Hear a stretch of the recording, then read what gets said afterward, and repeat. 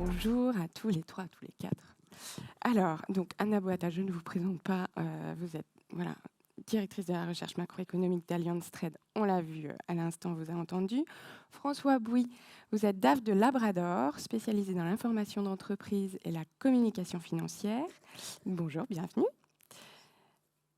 Mathieu Esplat, vous êtes directeur du développement de Blackline France, spécialiste de la fiabilisation de la donnée financière et comptable. Bonjour à tous. Et Emmanuel Millard, vous êtes président de la bien connue DFCG et CFO Group du Hub de la Réussite, école de la deuxième chance. Bienvenue, merci d'être là. Quand vous prenez le micro, collez-le bien à votre menton pour qu'on vous entende bien, parce qu'il y a une captation vidéo. Voilà, alors peut-être déjà, messieurs, une première réaction par rapport à tout ce que vient de nous dire Anna sur ce à quoi on peut s'attendre, les différentes fluctuations de marché, etc. Emmanuel, je vous laisse amorcer les échanges. Mais déjà, tout d'abord, merci de nous inviter au nom de l'FCG, Camille. Je dirais tout simplement que ça continue. Ça continue parce qu'on sort d'une période de Covid qui a été quand même assez structurante, voire déstructurante pour les directions financières. Et aujourd'hui, on rentre à nouveau dans une situation un peu différente, mais de crise, assez tendue, assez complexe, que n'ont pas connu la plupart des directions financières, soyons clairs. Gérer l'inflation, tout le monde ici, quasiment, n'a jamais eu à connaître une inflation à 7, voire 10, voire 15% peut-être. Donc on est aujourd'hui dans une dynamique et en tout cas, on rentre dans une période effectivement un petit peu inconnue, avec probablement des réflexes financiers et nos métiers qui vont encore finalement devoir s'adapter. Donc voilà, c'est une période de turbulence et il va falloir être à la barre. Oui. Je m'adresse au deuxième DAF de l'assistance. François, une réaction, pareil, il y a le contexte économique, bien sûr, et comment gérer l'inflation. Tout à fait. Alors, malheureusement, je crains d'être un peu plus pessimiste encore que Anna. Avant de venir, j'ai collecté quelques chiffres et je trouve qu'on est un peu dans un scénario où on se retrouve coincé parce qu'on a des banques centrales qui, si elles augmentent les taux, ça a des impacts directs sur les marchés, on l'a vu. On a le marché des crypto-monnaies qui ont baissé de 70%. On a les valeurs technologiques, on a Nasdaq qui ont baissé de 30%. Et on a les introductions en bourse qui ont été divisées par 2 sur le premier semestre 2022 par rapport à l'année dernière. Et donc, on a une politique de taux qui est inférieure, enfin d'ajustement par le taux qui est inférieur à l'inflation. Et donc, on se retrouve un peu contraint avec, j'ose le mot, peut-être un risque de stagflation. Et dans ce contexte-là, en tout cas pour moi, c'est le scénario catastrophe et dont, comme disait Emmanuel, on a beaucoup de mal à s'en sortir. Et peut-être aussi un deuxième élément, et je rebondis sur ce que vous disiez, Anna, ce que tu disais, si je peux me permettre. Le 13 juin, Emmanuel Macron a parlé d'économie de guerre. Et donc, quand on parle de pénurie, de rationnement, pour moi, ça fait écho à cet effet, à cette notion d'économie de guerre. Et donc, je pense qu'on a des jours qui arrivent qui sont difficiles.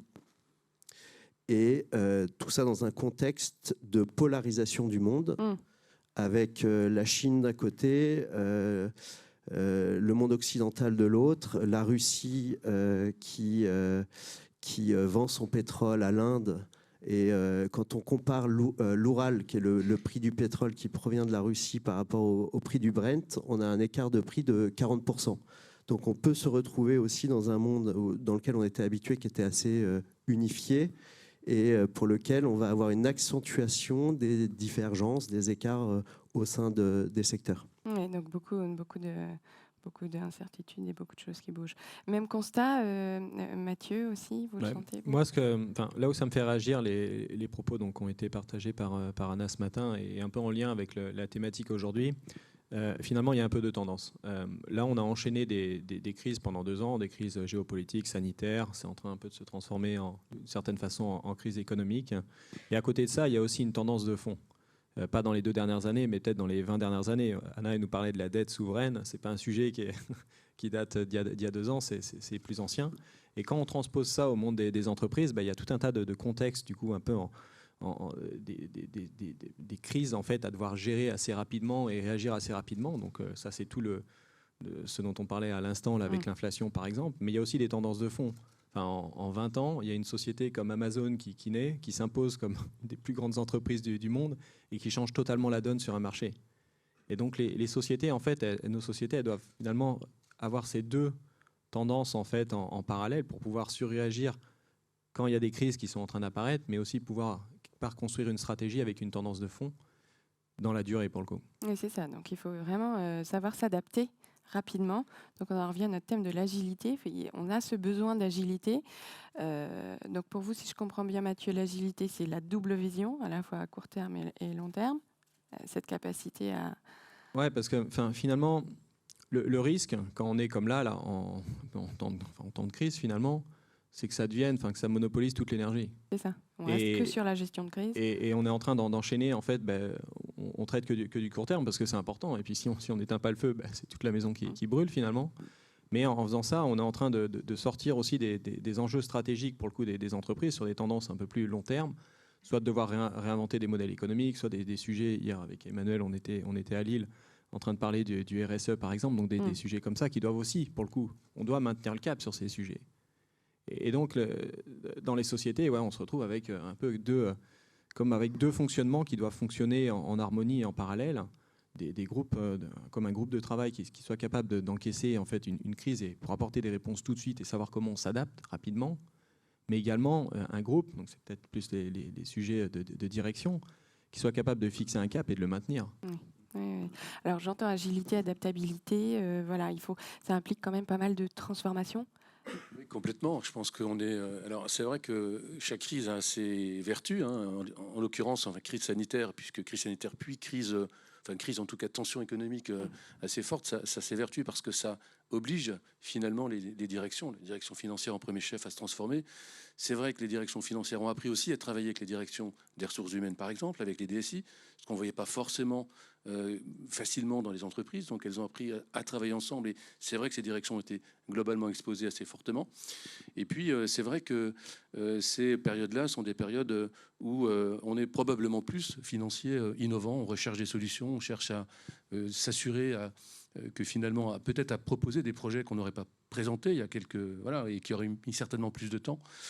Moi, je pense que pour nos métiers, rien ne sera plus comme avant. Il faut être clair, rien ne sera plus comme avant. On est maintenant dans une ère où on va devoir intégrer finalement plein de choses différentes. On en reparlera tout à l'heure sur des nouveaux métiers, des nouvelles fonctions du DAF. Et le DAF qu'on a pu connaître il y a 15-20 ans, plutôt comptable, c'est terminé. En réalité, c'est terminé. On évolue complètement vers finalement une transformation assez profonde de la profession. Oui. Et même dans l'aspect comptable du métier, on n'est plus sur de la comptabilité basique, on n'est plus sur de la projection. C'est important, c'est quand même la base. Mais aujourd'hui, le DAF est à la fois comptable, il est à la fois contrôleur de gestion, il est aussi, il a des réflexes juridiques, mais maintenant on lui demande d'être aussi celui qui va piloter la transformation digitale, celui qui va piloter la mise en place de la RSE. Donc voilà, donc c'est le curseur finalement sur sa fiche de poste, entre guillemets, évolue complètement. Oui. Le métier n'est plus le même qu'il y a 10 ans, François, vous le constatez aussi? Complètement, je souscris pleinement à ce qui a été dit. Et il va encore évoluer? Et il va encore évoluer. Pour moi, c'est plutôt positif, puisque ça revient à mettre plus d'humain, à remettre l'humain au cœur de la stratégie de l'entreprise. Et le DAF a toute sa place pour porter cette agilité, cette stratégie au cœur des organisations. Ouais. Et puis j'ai entendu aussi qu'il y avait pas mal d'enjeux différents à réconcilier. On parle d'enjeux économiques et financiers bien sûr, mais il y a aussi, le mot a été lâché, les enjeux RSE, les enjeux de transformation digitale, etc. Anna, une petite réaction par rapport à ces différents enjeux à réconcilier. Est-ce que...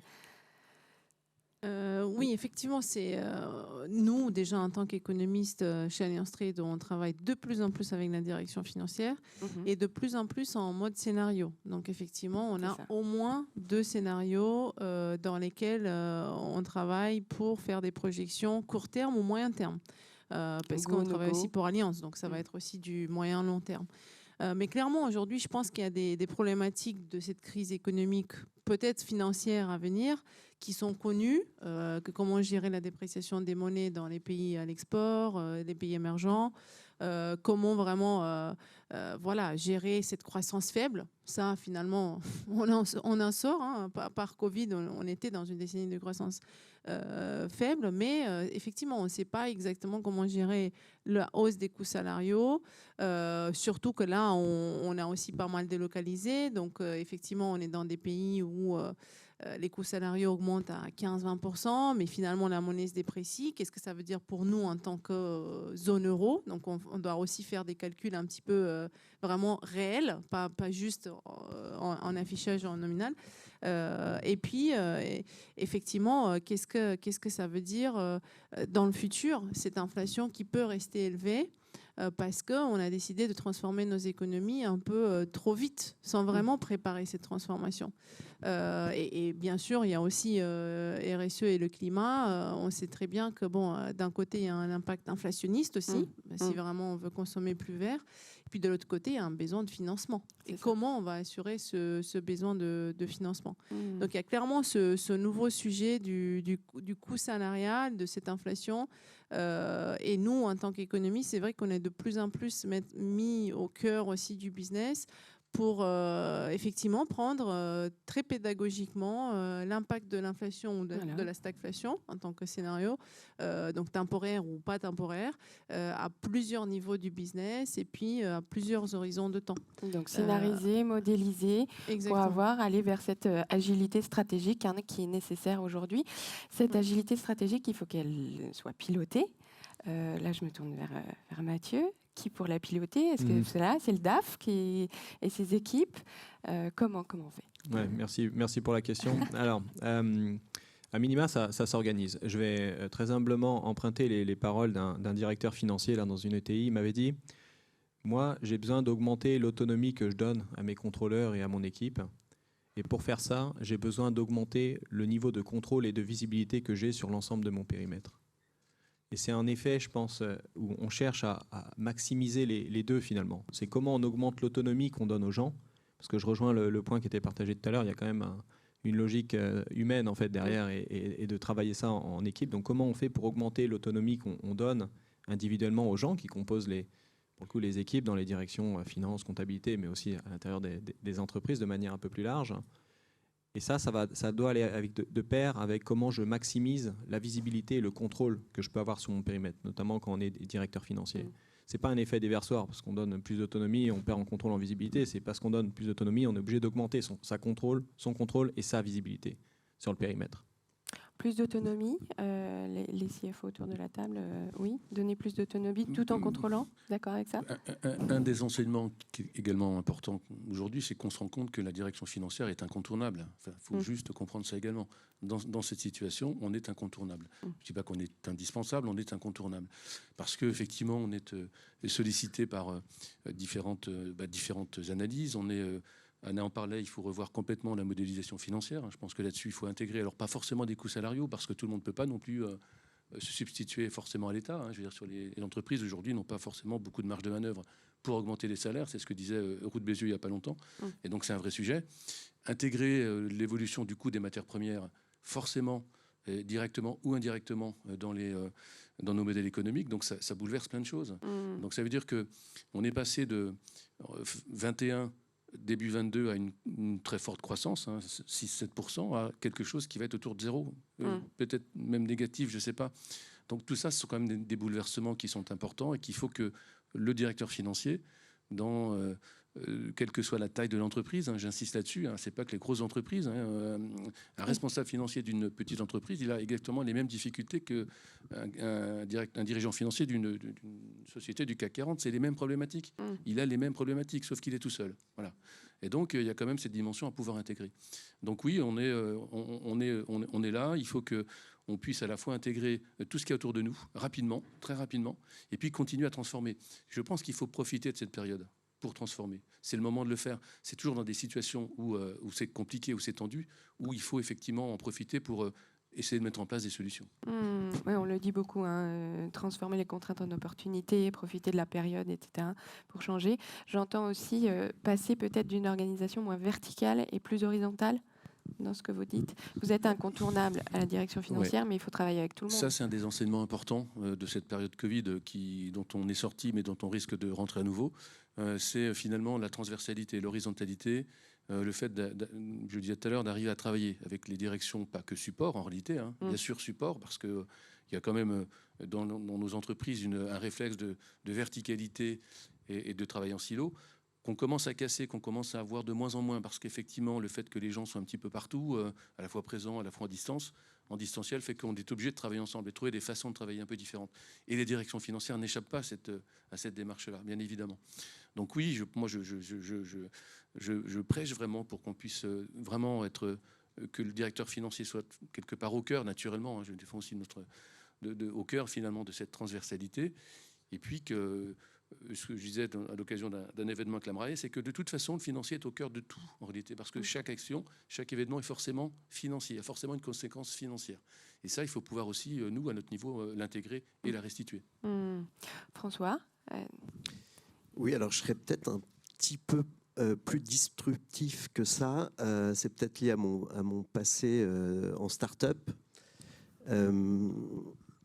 L'agilité dans un monde où on va de bulle en bulle et que le temps entre chaque bulle s'accélère, on se doit d'être agile, c'est le thème qui nous réunit aujourd'hui.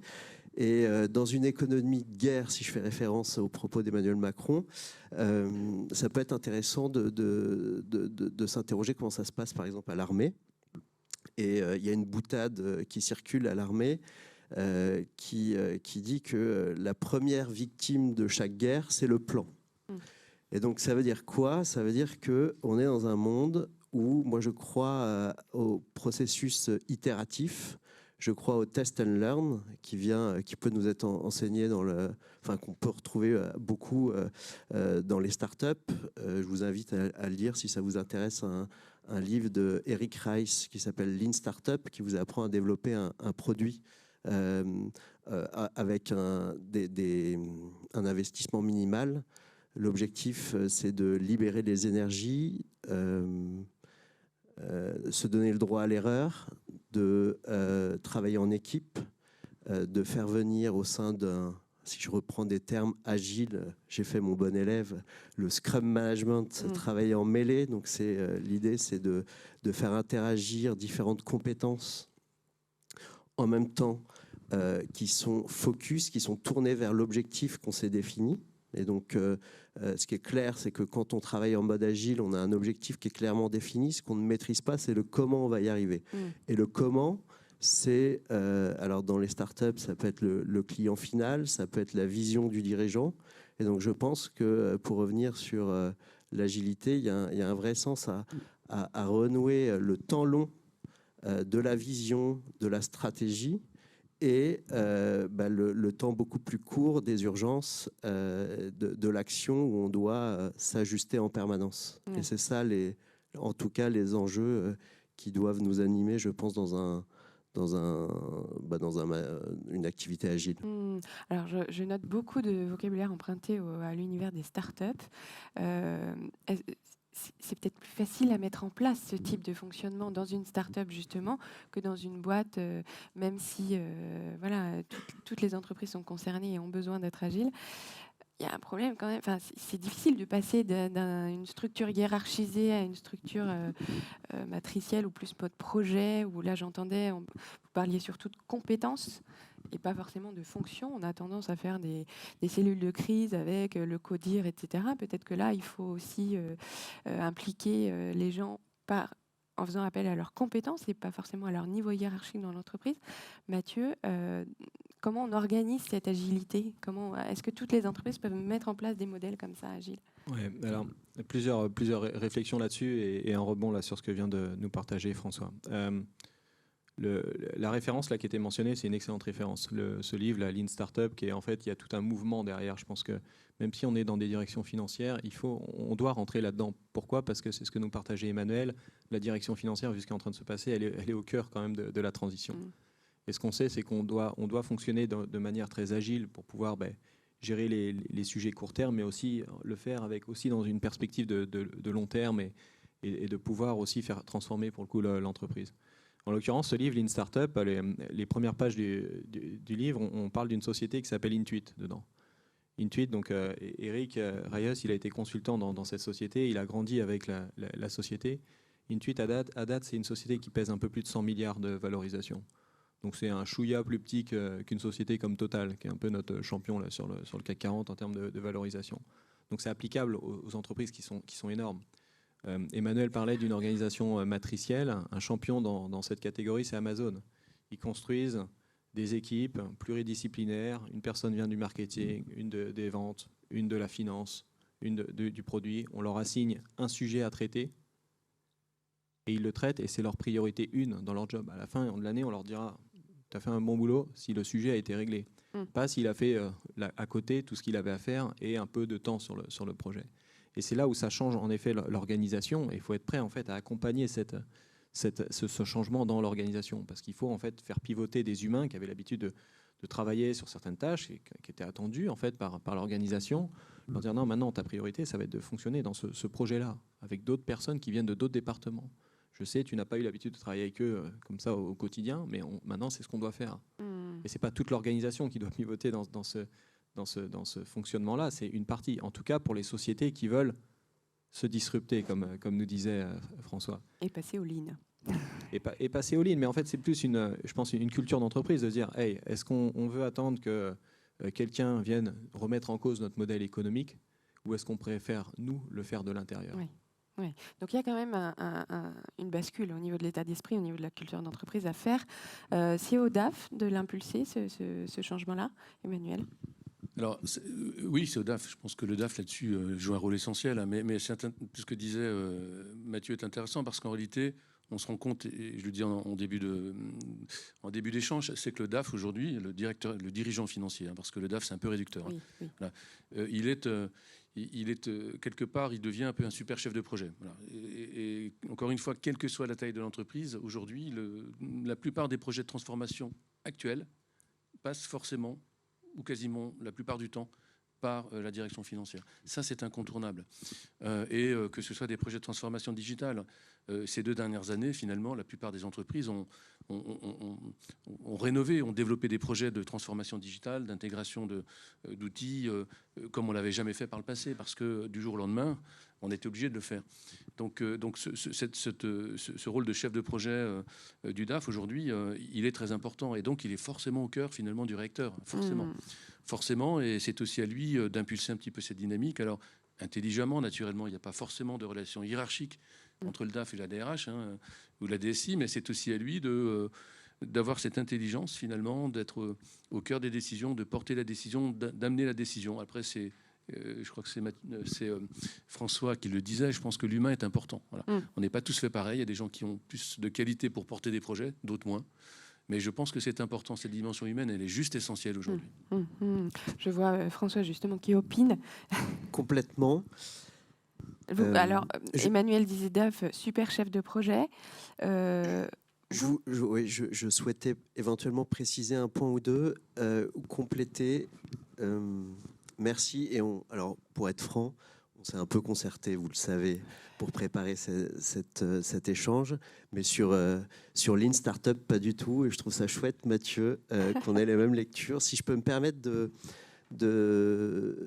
rebondir aussi sur ces crises qui nous entourent. La crise du Covid nous a mis en évidence qu'il y avait aussi des ruptures générationnelles. Parce qu'on parle d'environnement. Je pense que la génération qui avait 20 ans et la génération qui a 40 ans et la génération qui a 60 ans ne vit pas les choses de la même façon. Le Covid, il y a eu un taux du suicide des jeunes qui a complètement explosé. Alors pourquoi je raconte ça ? Parce que je pense qu'il y a les jeunes actuellement ne croient plus en l'État. Font de l'éco-angoisse, donc il y a des problématiques environnementales qui sont hyper importantes. Et par contre, ils croient encore en l'entreprise. Donc je crois profondément au rôle de l'entreprise pour fédérer les générations et à condition qu'on ait des projets qui soient porteurs de sens. Parce que je pense qu'à l'heure actuelle, vous dites à des jeunes, on va aller sauver les bidas de l'entreprise, ça fait rêver personne. Et c'est la problématique. Et en 2016, donc avant le Covid, il y a une étude européenne qui mettait en évidence que 42% des salariés en entreprise trouvaient que leur métier n'avait pas de sens. Donc il y a une perte profonde de sens de la mission des salariés. Et je pense, et donc j'ai fait une circonvolution un peu importante, mais je pense qu'il y a un enjeu qui est extrêmement important dans ces projets, c'est de redonner du sens. Et donc, il y a une stratégie pour laquelle il faut avoir de la pédagogie pour libérer les énergies et fédérer les équipes au projet de l'entreprise. Donc oui, l'aspect humain très très important, se mettre en mode projet, redonner du sens, beaucoup de projections. Est-ce que l'agilité, c'est aussi aller plus loin, voir plus loin? Est-ce que ça permet les modèles, Anna, là je me tourne vers vous, les modélisations, les scénarios que vous faites avec les entreprises, est-ce que ça leur permet aussi d'être agile pour plus tard?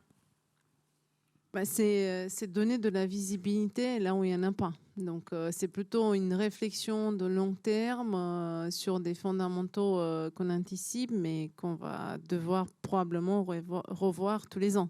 Donc, c'est un petit peu ça l'exercice aujourd'hui, c'est d'essayer de s'imaginer, à horizon 5 ans, quelle serait la tendance d'inflation, de croissance, quelles seraient les tendances de marché, quelle serait aussi la cible de transition énergétique, puisqu'on sait qu'on est en retard et donc ça aura des conséquences. Mais évidemment, on va toujours devoir s'ajuster, puisqu'il y a toujours des fonctionnements de marché qu'on n'anticipe pas. Si on anticipait, la vie serait facile. Mais bon, c'est vrai que je suis d'accord sur donner du sens et le sens, en fait, pourquoi on fait certaines choses. Mais aujourd'hui, clairement, on est aussi à cette croisée de chemin sur les pénuries de main-d'œuvre. On le voit aujourd'hui. Ouais. En France, on est en plein emploi, mais on a 7% de chômage. C'est pas logique. Donc, c'est qu'effectivement, il faut former les gens, il faut activement les faire bouger d'un secteur qui est peut-être avec moins d'avenir parce qu'il va se digitaliser davantage et il y aura peut-être moins d'opportunités de travail ou moins de besoins de l'humain vers ceux où il y en aura plus de besoins de l'humain. Et aujourd'hui, c'est vrai que l'État a un rôle à jouer là-dedans et la France, c'est peut-être parmi ceux qui font un peu plus, mais pas assez. Et clairement, ça va vraiment changer les tendances qu'on peut avoir sur les pénuries de main-d'œuvre. Si on ne veut pas arriver à une extrême qui est, en fait, on a décidé qu'effectivement, on a besoin d'une vraie politique d'immigration. Et il faut vraiment commencer tôt et la cibler, puisque oui, la population mondiale continue à croître. Nous, on est dans une pénurie, mais après, le problème, c'est de quoi on a besoin. Est-ce que vraiment, on ne peut pas former les gens? Combien de temps ça nous prend? Et c'est vrai qu'on n'a pas cette vision stratégique au niveau de l'État, parce qu'on a quand même besoin, l'entreprise ne peut pas tout faire non plus.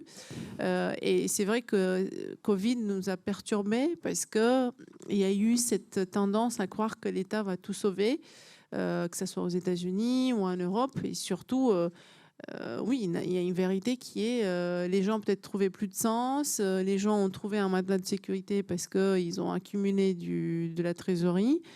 Et donc, oui, aujourd'hui, ils ne sont pas prêts à revenir sur le marché de travail sur n'importe quelle condition. Mais est-ce qu'il n'y a pas aussi, pardon, je fais un tout petit écart, est-ce qu'il n'y a pas cette tendance, parce que oui, on attend beaucoup de l'État, on a pendant 2 ans, là, on a été beaucoup soutenu, etc., pour les entreprises, je parle des entreprises, là. Est-ce qu'il n'y a pas un déclic au sein des entreprises où on se dit, ok, on va prendre les choses en main maintenant, on va agir, on va faire les choses, on va se projeter à nouveau. Il y a eu quand même un effet rebond. Est-ce que vous, dans vos entreprises, vous êtes plutôt dans une logique attentiste, c'est-à-dire on va attendre les prochaines annonces, on va voir s'il y a une nouvelle aide mise en place ou un prolongement de quelque chose, ou est-ce qu'il y a cette dynamique, cette volonté justement à rebondir tout seul, oui, par ses propres moyens, et puis aller vers l'objectif qu'on s'est fixé, etc. Comment ça se... Bon, peut-être en 2 mots, hein. Nous, ce qu'on observe quand même, c'est que, alors, il faut quand même effectivement saluer la prise de conscience de l'État pendant cette période. Hein. Je pense qu'on a la chance d'avoir, sans faire de politique, mais enfin, on a quand même eu la chance d'avoir un État qui a soutenu un petit peu l'économie française. Et c'est vrai que si ça ne s'était pas passé comme ça, on aurait certainement peut-être plus de difficultés. On le voit d'ailleurs aujourd'hui, tout simplement avec les taux d'inflation entre les différents pays.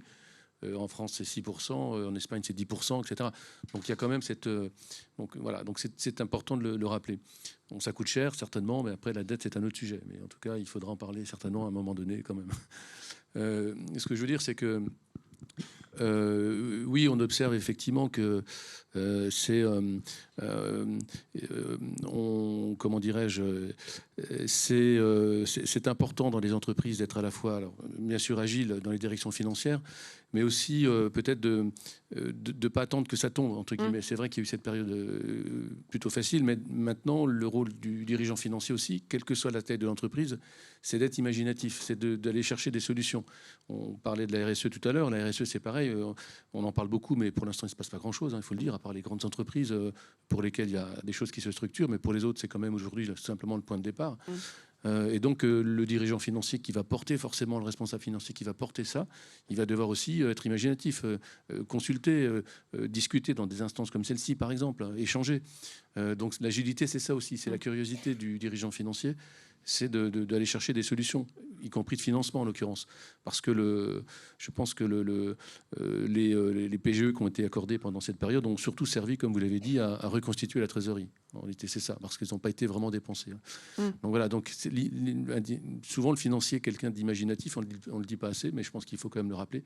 Et donc c'est ça l'agilité aussi, c'est cette capacité à se projeter, à anticiper. Et on l'oublie souvent, anticiper. Anticiper. François, vous aviez une belle image, justement, où on passe du rétroviseur au GPS. C'est pas mal, ça. Oui. Et on anticipe les bouchons. C'est un peu mon dada, effectivement. Ouais, c'est assez classique. Je pense que le métier de DAF s'est complètement transformé. Jusqu'à présent, on rendait compte et on était l'empêcheur de tourner en rond. C'était celui qui disait non. Maintenant, on est... attendu ailleurs. On parle de business partenaire. Moi, je parle de DAF GPS. C'est le DAF qui vient aider le dirigeant, qui vient dire le comment éventuellement, ou donner le moyen aux équipes opérationnelles de trouver le comment en copilote. Et ça, alors ça, je trouve ça extra et hyper intéressant pour le métier, parce que c'est un changement qui est extrêmement positif, avec donc du coup un rôle du DAF qui sort de son bureau et noue un partenariat fort avec la direction et les équipes opérationnelles. Pour conclure, Mathieu, il faut oser l'agilité. Oui, il faut oser l'agilité. De toute façon, finalement, ce qu'on est en train de se dire, c'est qu'il n'y a pas le choix, quoi, pour le coup, que ce soit pour les tendances court terme, sinon le feu il va se répandre, ou long terme, sinon la société va se faire disrupter en fait par quelqu'un d'autre. Oui, c'est ça. De toute façon, il n'y a plus le choix. Donc, osons l'agilité. Merci beaucoup à tous les 4 d'avoir été avec nous ce matin. Je vous laisse regagner vos places.